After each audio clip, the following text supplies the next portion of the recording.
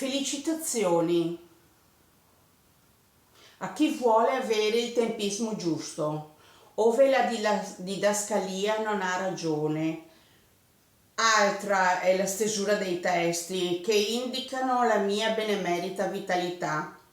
L'invidia e promiscuità, quindi perché trovato in uno stato in cui ogni personalità crede di esistere, ogni tentativo è vanificato dalla interferenza della gente che mi ama e i fans sono numerevoli.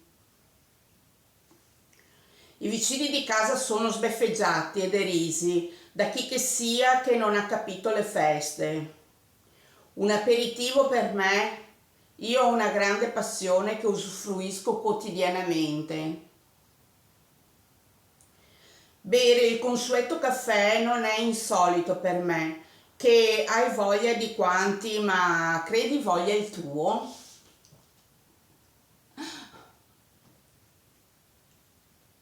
Sei libero di osare andare ogni ti trovi nel cuore. Con Codella siete in armonia.